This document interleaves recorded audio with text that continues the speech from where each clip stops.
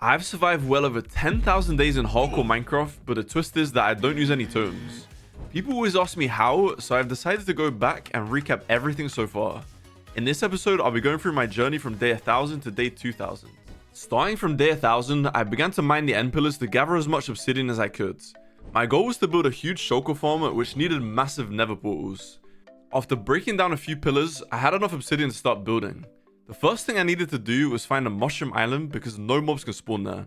So if anyone says, technically building a shulker farm is like building a mob switch, well, it doesn't matter because the mobs can't spawn here anyway. I used netherrack to mark out the area for the shulker farm and placed a few chests to store items.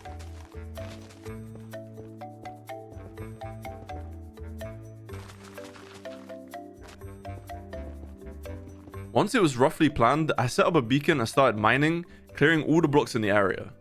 I needed the space to be flat because the farm would need all of it.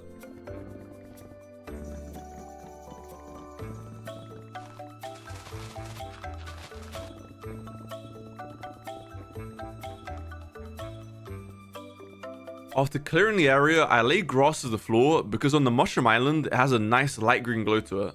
I placed grass blocks around the edges and filled the middle with dirt so that the grass was spread while I built the farm. Next, I removed the temporary netherrack and started to terraform the island, connecting it to the new area just so it blended well. I made sure to remove all the mycelium blocks, otherwise it would just spread back to the dirt. After a while, I found a faster way. Instead of removing and replacing dirt blocks, I just covered the mycelium with netherrack and waited for it to turn to dirt. Later, I could then just remove the blocks on top and let the grass spread to it. I spent days doing this around the island, slowly turning every block into grass.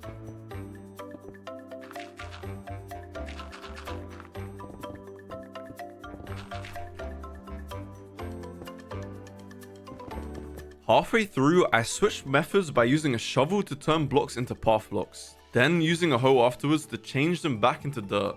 Yeah, now it's actually coming together. This worked well, but I had to keep flying back to the creeper farm because my hoe kept losing durability. After it wore out again, I went back to using the netherrack to finish the last part of the island. Run that back, young man. Alright, cool, that was done. Now that it was done, it was time to start building the shulker farm. I marked out how high the portals needed to be and began placing the obsidian. Each portal was huge and I needed to build about 84 of them because I'm going to go a little bit overboard with the size. I'm using Cubic Meter's mother of all shulker farms design, but he actually later told me there's a much better version, so if you're thinking of building this, make sure to use the updated version. I marked the gaps between each portal and double checked them because if I messed up, it would take a lot of time to fix. Then I went back to each row and built each portal.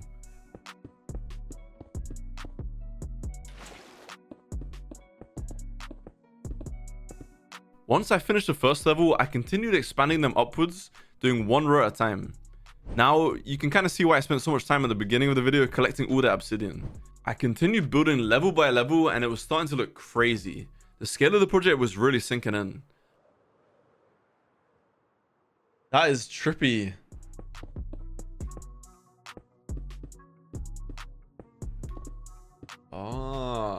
I got close to the top but still needed more obsidian to make a few more portals. I headed to the end and placed the beacon to get the haste effect. Then I mined down one more tower to the bottom of the void. After returning to the overworld, I was lucky enough to have more than enough obsidian to finish building the portals, almost up to world height. Bro, that is insane. Look at the scale of this. Next, I needed a lot of glass to place between each portal so that the shulkers could land on it. I would need well over 100,000 pieces of glass, so I thought trading would be the best way to get it. I started by marking out a railway to move villagers from the breeder I built in the first 1000 days to a new location. I decided to transform a few rooms in a nearby woodland mansion close to my spawn to make trading easier.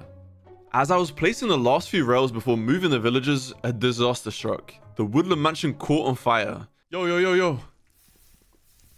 Bro. Oh no. Oh, bro, this is a disaster. Nah. Nah, bro. How? Oh, this thing. Oh, it's gone, bro. Oh, guys. It's gone. Bro, there's no way. How am I this unlucky? I was just about to build her. There's no way. Since it was made out of wood, I knew it was too late to save it, and the fire kept spreading. I tried to put out the flames with a water bucket and my hands, but it didn't help. All I could do was hope for the rain to come and stop the fire. Although the rain eventually arrived, it was too late, and the entire woodland mansion was already lost. It's over.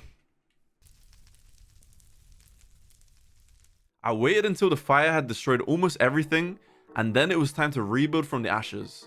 I continued placing the rails throughout the remains of the mansion. Once I found a good spot, I built a new villager breeder so I would only have to move a few villagers across.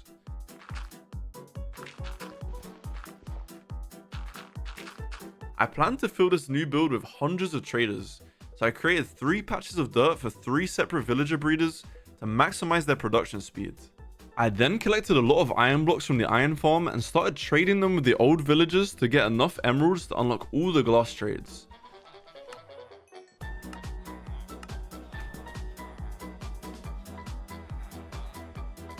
Once I had plenty of emeralds, I began moving the villagers along the rail to what was left of the woodland mansion.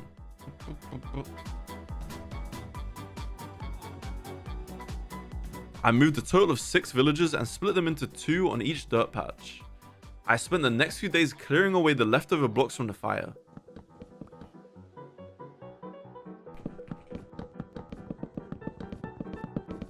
Then I started placing a design to hold each villager in. I used dark oak logs for the pillars and connected each middle section with stairs.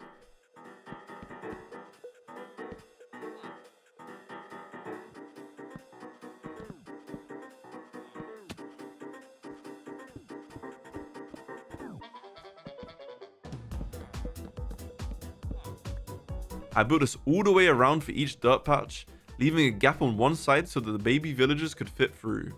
After adjusting the wall design a bit, I added lighting to ensure the crops had enough light to grow.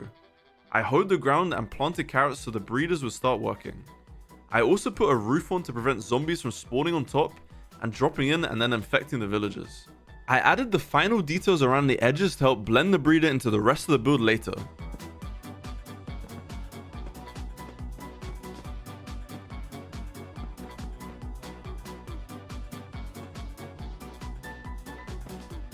Then I grabbed a few shulker boxes of sand and put them into the super smelter.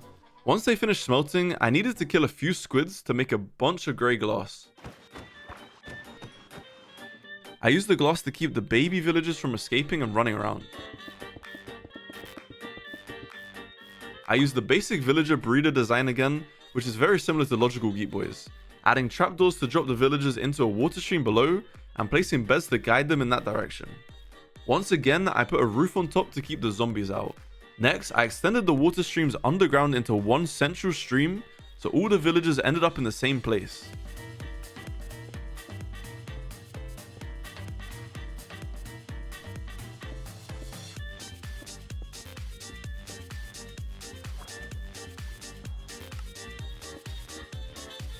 I then built a collection box to hold them, making sure it was made out of glass so they wouldn't suffocate. To finish the underground part, I changed all the random wall blocks into deep slate bricks for a tidier look. It's a thought that counts.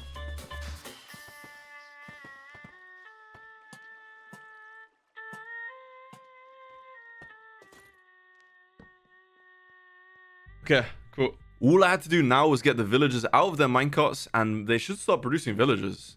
Since I don't AFK in this world, I had to wait for the villagers to breed, which could take multiple Minecraft days. In the meantime, I decided to start rebuilding the woodland mansion. I began by placing stone brick slabs for the flooring and used deep slate bricks as the edges to create different height levels. There was still many blocks in the way, so I placed a beacon with haste to speed up the clearing process. Haste. Bop. I continued clearing out the blocks and replacing them with new flooring as I went. I marked random shapes on the ground to make the floor more interesting rather than just having slabs straight across.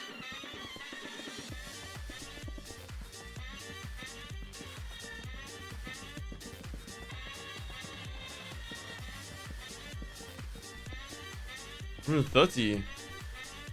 Once I was happy with the layout of the pathways, I grabbed a few stacks of grass and used them to fill in the gaps, bringing some bright colors into the builds. I replaced the old cobblestone staircase with stone bricks that would lead up to the second level of the build.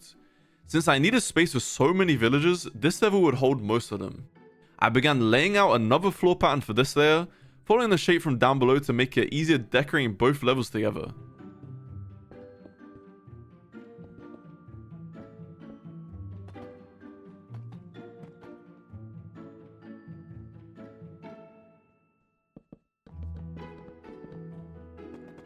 With the second floor in place, I connected glass down to the first level and checked how many villagers had been produced while I was building. It was a decent amount, but I needed a lot more, so I got back to building the outside walls. I continued with the theme of the villager breeder by marking out the pillars and filling in the gaps with random shapes to keep it from looking too boring. With one side done, I just had to repeat the process on the other sides, making sure to leave space for the entrance.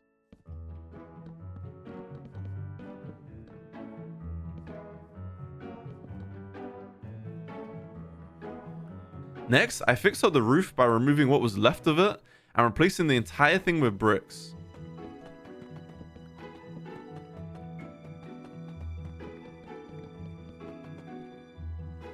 I left a few gaps of glass to let more light in with the skylights. Once the roof was finished, I still had room for a third floor, so I started marking out the flooring space for it. Since I hadn't placed any torches on that level yet, a creeper spawned above me and dropped onto my head when I went back to work on the second level. Bro. Oh, that actually scared me. I'm not gonna lie. That actually scared me. This dumb game, bro. No, I'm not gonna die from that, bro. That actually scared me. I'm not gonna lie. If I had been wearing my elytra this moment, it would have been the end of the series. This is a good reminder that if you're playing without a totem, make sure you always have your chestplate on when you can. That's actually a jump scare and a half. After that jump scare, I got to work removing the old walls and building new ones on the second layer. I used a similar design as the flooring below to make the whole build fit together. I then connected the glass up to another layer and filled in the remaining parts of the floor. I repeated the same process for the third floor above. Now it was time to mark out where the villagers would go inside of the builds. Each log I placed down showed me where I was going to put a villager, since I needed to mark out a total of 120. Once I had all the spacing laid out for the villagers, I replaced the markers with honey blocks to stop them from jumping over and escaping.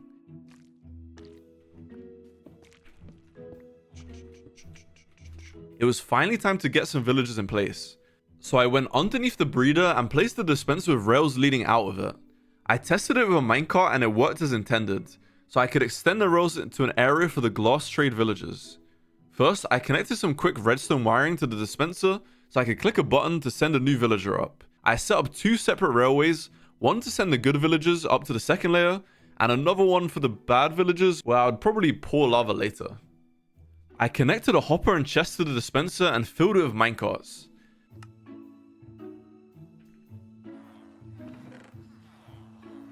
Now when I press a button, it should send a new villager up each time.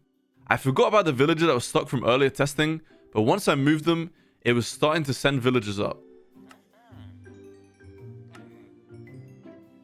Oh, that is expensive. After getting the first good trade, I pushed him down the good track, but quickly realized I hadn't connected it to anything. Using temporary blocks, I connected the rails to the second level and locked the villager into place on the first honey block. Now that I had the system set up, I just needed to repeat this process many times to get all the glass traders I needed.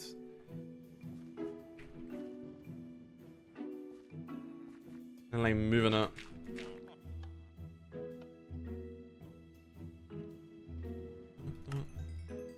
It's like villager Tinder.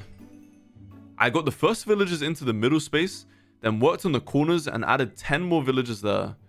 After placing another 15 villagers in the middle, I had no more left in the breeder, so I had to wait again for more to be produced. I was glad I made 3 breeders, because imagine how long this would have taken if I only had 1. While I was waiting, I went back to decorating. I started by placing flooring around all the honey blocks and built walls around the villagers already in place.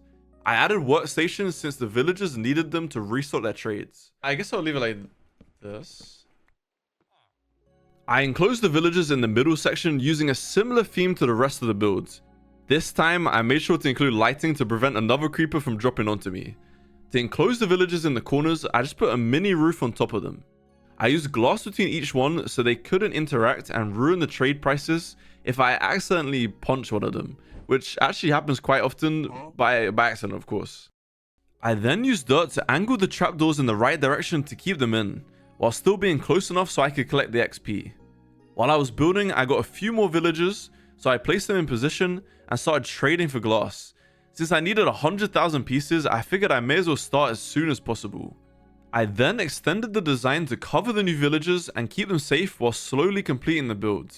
Now that I had transformed the woodland mansion, the cobblestone was looking out of place, so I set up a conduit in the water.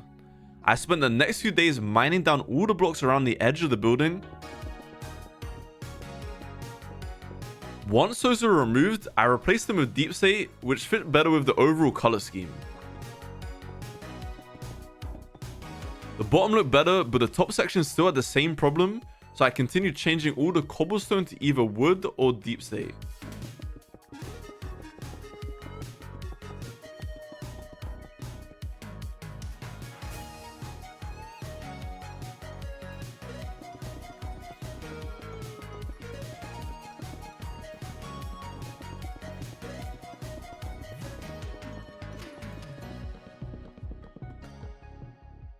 More villagers were ready, so I took a quick break to place them.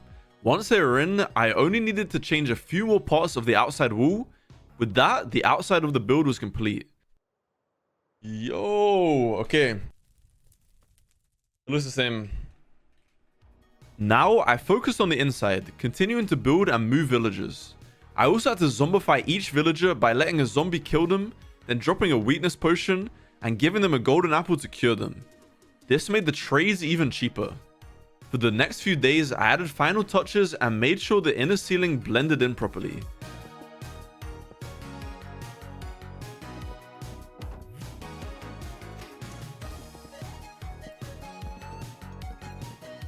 Yeah, I'll twitch the mute if I need help. Even though I was building a shulker farm, I needed more shulker boxes to transport all the glass. So I went end raiding to collect more. I killed any shulkers I saw and gathered as many shells as I could, picking up extra loot like dragon heads and elytras along the way. When I got back home, I had almost 2 stacks of shells, which I turned into shulker boxes and filled with glass by trading with the villagers. In between trading, I would continue building and getting more villagers while adding decorations as well. Once they were locked in place, I removed each minecart to reduce lag and closed the trapdoor on each villager. I added slabs to level the flooring, making it easier to run around and trade. After finishing the decorations, I spent days trading just to gather enough glass for the shulker farm builds. When I had enough glass, I wanted to make it all pink to match the portals. Since I didn't have a bone meal farm yet, I went to the nether and gathered as many bone blocks as I could. With those, I could turn them into white dye. Then, from the iron farm, I collected poppies to make red dye. By combining these, I would have enough pink dye to change all of the glass. I dropped all the glass on the ground and spent the next few days crafting it and putting the completed pink glass back into the chest. Wait, I'm just realizing this is going to take forever.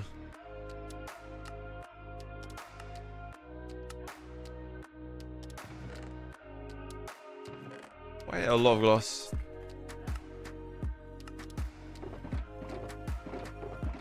Each portal needs pink glass on either side so the shulkers can teleport to it. When they open up, they pop their heads into the portal and get sent to the nether to be killed. I started by marking a 1 block gap with a temporary block to line up where all the glass would go. Once I marked it out, I could easily expand each row and place the glass upwards, covering every single portal.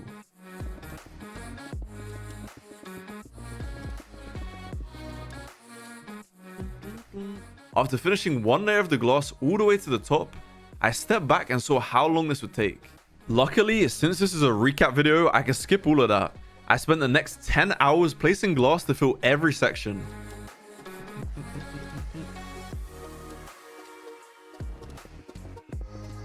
Okay. With that done, it was time to figure out how the shulkers would be teleported out of each module and onto the glass. I started by building the modules that would hold the snow golems and shulkers. So I think that's what we have to mark out on each of them. To make this farm work, I need over 500 snow golems. So for the next 30 minutes, I farmed and collected pumpkins.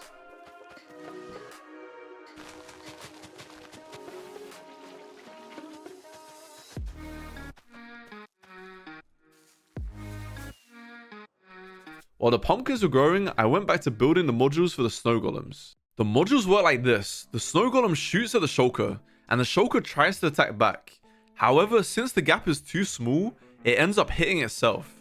When a shulker takes enough damage, it teleports onto the glass, and a new shulker takes its place. This game mechanic is how to farm shulkers. After completing one module, I started to build the same module 83 more times since I'm going a bit overboard. To stop the shulkers from teleporting away, I also needed to cover every single block they could teleport to with slabs and buttons. 3.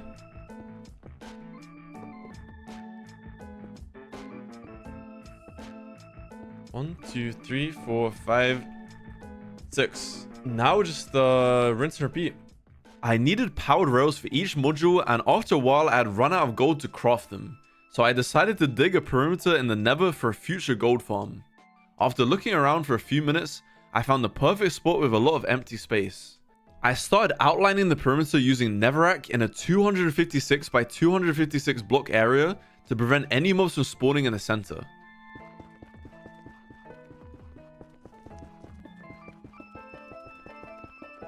Once the outline was complete, I placed the beacon. Since we're in the nether, I had to remove the netherrack blocking the beacon from activating, going all the way up to the ceiling to do it. He's been nice. For the beacon setup, I used haste 2, resistance 2, speed 2, and strength 2.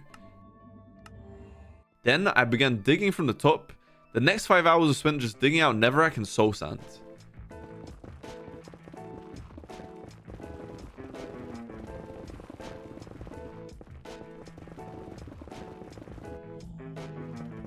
Ooh. There's no proof.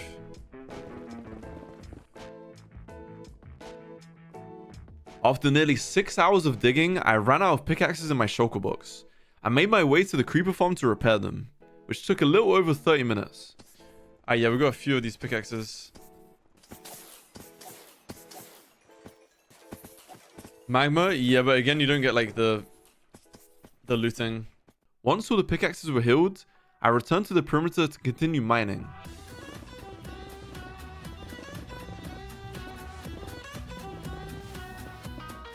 Exactly. Next, I needed a huge amount of sand to craft TNT. In the future, I'm going to need TNT for clearing deep state, so I may as well start collecting now. I headed to the desert to farm a couple of shulker boxes worth. After collecting the sand, I visited the creeper farm to repair my tools and collect gunpowder for the TNT at the same time.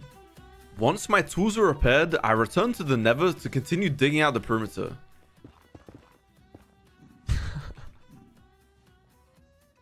Bro, that's not my... He literally walked into it. That is crazy.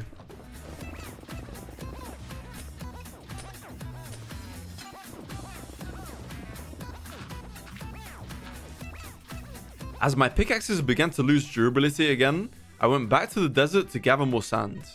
After that, I crafted all the sand into TNT at the creeper farm. With my pickaxes and shovels repaired again, I set out to collect more gunpowder and sand, crafting everything into more TNT. Finally, it was time to return to the perimeter.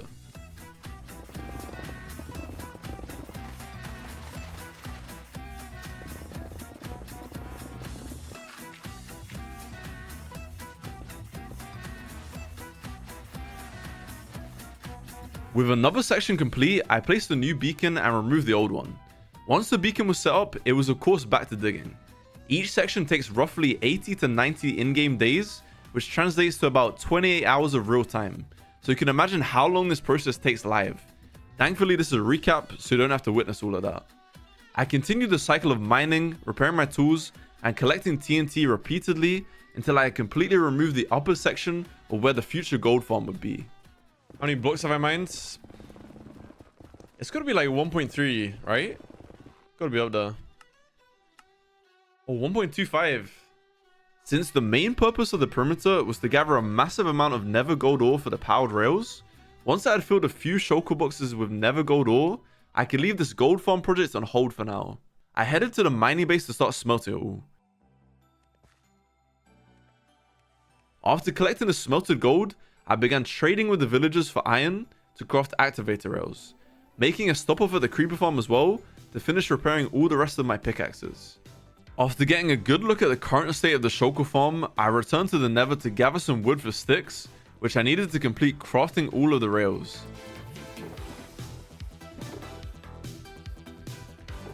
Oh, yeah, no, I'm not gonna AFK. I need the activator rails and all this stuff. With all the rails crafted, I made my way back to continue working on the shulker farm. I began placing the rails that would bring in new shulkers once the old ones died. It takes approximately 7 hours for one of the shulkers to die, so I need to set this up for each module holding the shulkers. The entire farm consists of 84 modules, so this process took quite some time. Next, I started working on the system that would deliver a new shulker once one died. I placed a 3x8 platform in front of every module where the redstone would go. The only problem is that I didn't have any slime balls for the sticky pistons and slime blocks. So it was time for another side quest, and I began working on a slime farm. With a location already chosen, I started digging and flattening out the area using a design I found on YouTube by MD. To speed up the process, I set down a beacon to help with mining through the stone. Yeah, for the slime farm to function properly, I needed to dig a 50x50 hole that extends all the way down to Y level 43. This is essentially what I did for the next 3 hours. Yeah, I don't know. He's feeling something. Alright, well, I need to get rid of this stuff.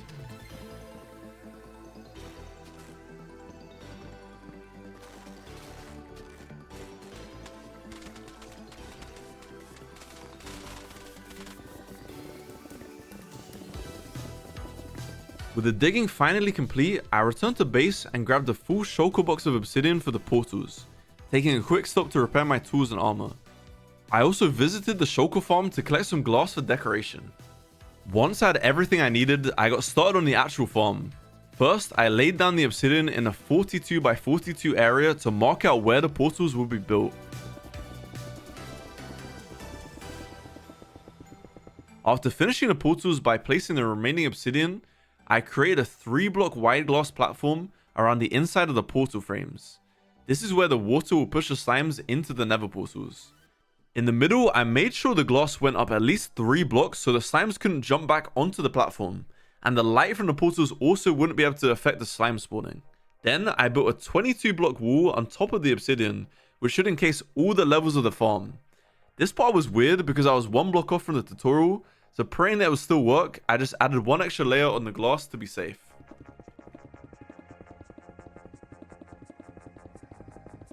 Needing more glass, I stopped to grab some from the shulker farm and then headed to a desert to get sandstone.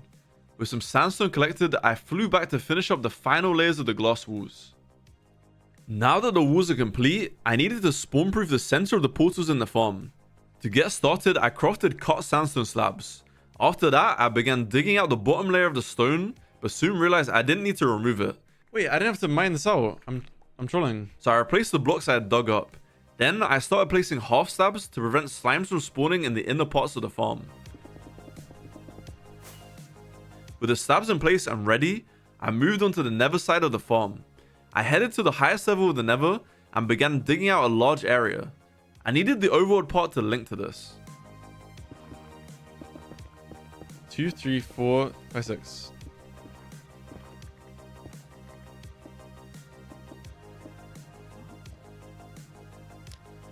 So back at the swamp, I then started making the kill chamber platform above the farm. Using temporary blocks, I built a small 4x4 platform with a portal on one end. After ensuring that the portal was linked properly, I removed the temporary tower and then went through to the nether. I dug out a small area to create a glass platform where the slimes would come through from the bottom of the overworld and then be broken down into baby slimes that will get sent back to the top portal that I just created. It might connect. Oh, we'll see. Hopefully it's fine.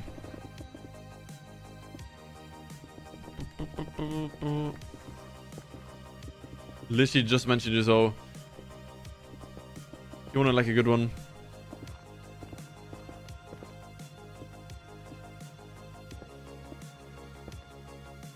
So I can't go all the way up to there, but I think this is like the max. Alright, so this side would be fine. It's just going to be this side. After several attempts, I finally managed to connect the correct portals. The entire nether side of the farm is designed to break down the large slimes into smaller ones so they can fit in boats in the overworld. Keeping the theme consistent, I used pink stained glass for the nether section as well. To make more room, I started breaking a bit of the roof and even found a hidden bee in the walls. Bro, there's a bee in here. With enough space, I built the walls to prevent slimes from escaping. Next, I created a small chamber for the iron golems, which are used to lure the slimes towards the lava. The lava kills the large and medium slimes, leaving the small slimes to fit through the gaps in the chains and entering the portal leading to the kill chamber. As I worked on this, I ended up farming an achievement, since it was somehow my first time building an iron golem in this world. That was the first time I made one?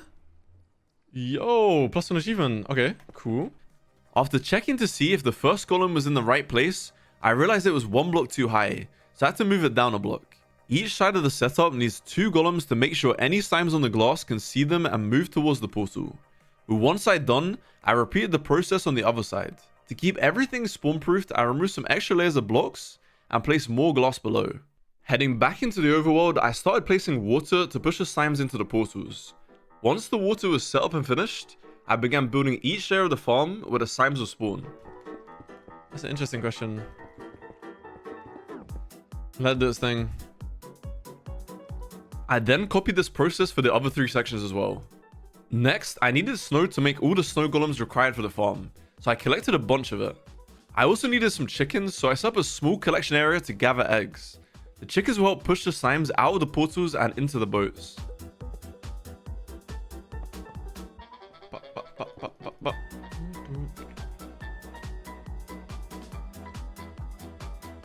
After that, I returned to the farm to continue building the layers.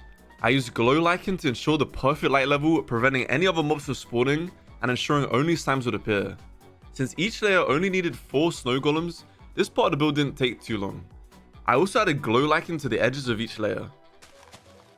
With one layer complete, I repeated the process for the remaining layers, essentially rinsing and repeating until all the layers were finished.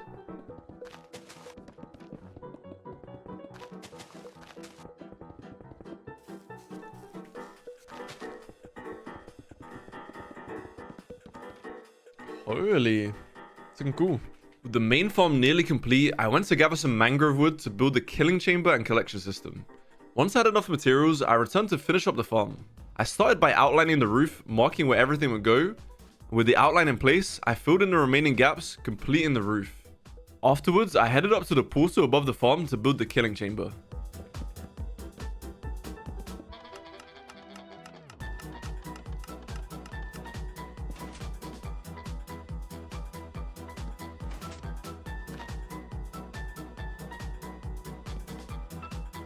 Wait, that looks good, no?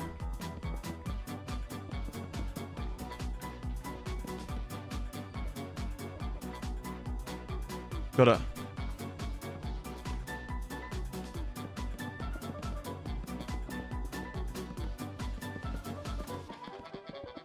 Yeah, so basically you're hitting the armor stand and you're getting the sweeping edge as killing them.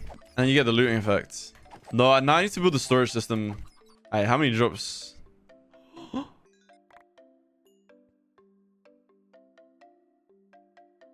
What the? Bro!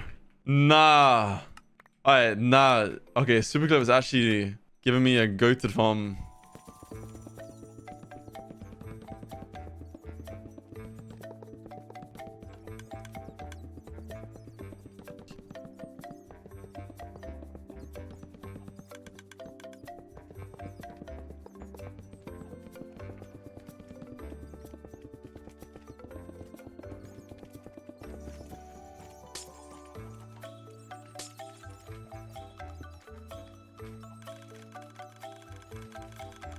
Around her.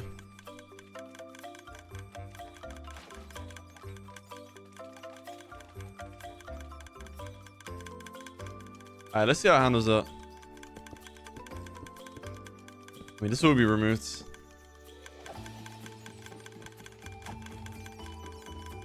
With the farm essentially complete, I moved on to decorating. I wanted to clear the land around the farm and build large staircases. First, I outlined one side and began digging from the top to make space for future decorations. This part didn't take too long, so I quickly finished and started outlining the main design. After checking the outline, I continued connecting both staircases. I got it. I mean, it failed because it didn't work, but it was a sick build.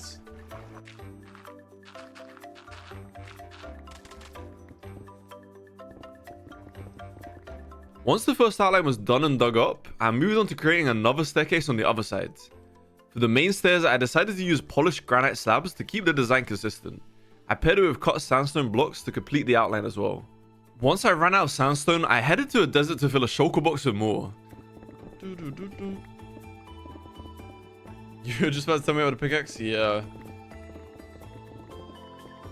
Oh, okay. After collecting enough, I returned to the farm and swapped out all the temporary blocks from the outline with cut sandstone. For the gaps in between, I wanted to go with a red sand type vibe, so I traveled to a badlands biome to gather plenty of red sand. After finishing one corner, I stepped back to see how it looked from a distance. That definitely works. Okay. Next, I needed a lot of sea pickles, so I went to the coral reef to collect some. After gathering them, I smelted them in a furnace to make lime dye for crafting lime concrete. Back at the slime farm, I dug out some red sand to create space for small decorations. The idea was to make small slime faces in the ground. It's not bad, actually. For one square, I created a slime face with shroom lights behind the eyes for lighting, adding pink stained glass on top. I then surrounded it with chiseled red sandstone around the edges. I continued digging up more spots to make space for additional faces, and I ended up changing it to pink slime to match the pink glass in the farm. Kinda zesty, but... With one corner finished, I moved on to digging up the next. Starting at the edge, I began marking the outline with cut sandstone. Once the outline was done, I cleared out the inside to make space. After running out of red sand, I made another trip to the Badlands biome to gather more. Keeping the same theme, I outlined the area with chiseled red sandstone. When I ran out of streamlights, I went to the nether to collect more. With those gathered, I started creating the slime faces again, using the same design, pink concrete powder with pink stained glass on top. After completing another corner, I decided to add more details to the outlines to maintain the color theme. I added acacia slabs and trapdoors, made a few adjustments, and then applied the same changes to the first corner. Yeah, I'm trying to decorate the whole thing. I have a lot to do. With two corners done, I went ahead and finished the other two in the same style. Now completing that, I decided to add a design to the side of the farm where the glass is located. I started by placing stripped acacia logs in the corners. At first, I experimented with random blocks to see what worked best. Yeah, that's kind of working. After trying out a few different designs, I found one that I liked. I was running low on acacia wood, so I headed out to gather more to finish the design.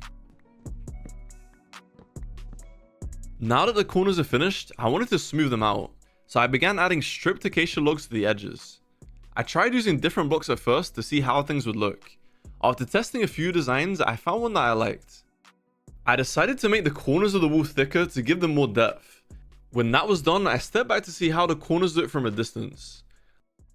These things are way too slow. I wanted to add a trim at the top, connecting the corners for extra support. Look at this, the trim on top. Happy with the result, I made sure the blocks at the bottom of the stairs were spawn-proofed, then started decorating the sides of the walls. I started by outlining with sandstone blocks and added mangrove logs as pillars to create some depth. To add even more depth to the walls, I dug one block into the wall and replaced it with terracotta. I also added upside down mangrove stairs on top and put mangrove trapdoors next to the pillars. I made a few tweaks to the sandstone outline by replacing some blocks with slabs to make it look a little bit smoother. To give the walls more shape, I added sandstone pillars, which turned out nicely. After that, I worked on the other side, copying the exact same design. Once the walls were done, I added a divider in the middle of the stairs, using sandstone walls and lanterns for lighting. I did the same for the walls. Since the stairs felt a bit empty, I decided to add a garden on them for extra detail.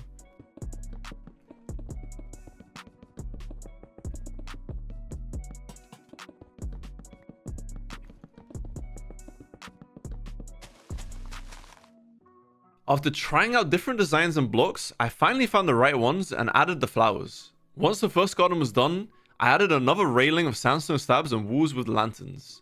Then I started building another garden on the opposite side of the farm, using the exact same design again. I repeated this process for the other sides of the farm, but added sandstone slabs on the stairs for more color. For the design above the farm, I wanted to create a giant pink slime. I began by replacing the roof edges with chiseled red sandstone. After that, I needed a base for the slime. I built the frame using chiseled red sandstone and regular sandstone for the walls, then filled in the roof with sandstone slabs. With the base ready, I started placing the glass for the slime. To keep the style consistent, I used pink stained glass for the outline and pink and magenta concrete, and then concrete powder for the body. For the eyes, I also used blocks of coal. Seeing the progress, I knew there was no time to waste. I wanted to finish the farm before day 2000.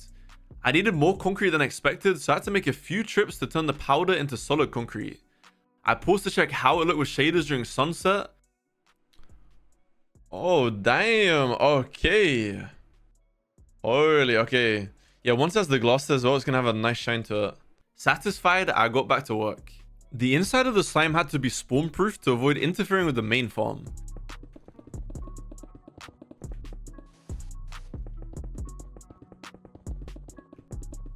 After finishing the inside, all I had to do was place the gloss on the outside. Now with the slime fully completed, I took another moment to see how it turned out. It's very good. Thank you.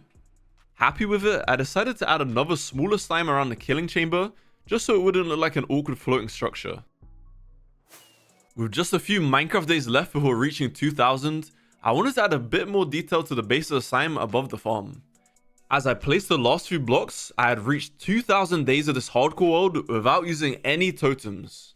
2000 days. 2000 right there. I see it. Yeah, this thing is actually turned out pretty good. Put a little slime on top.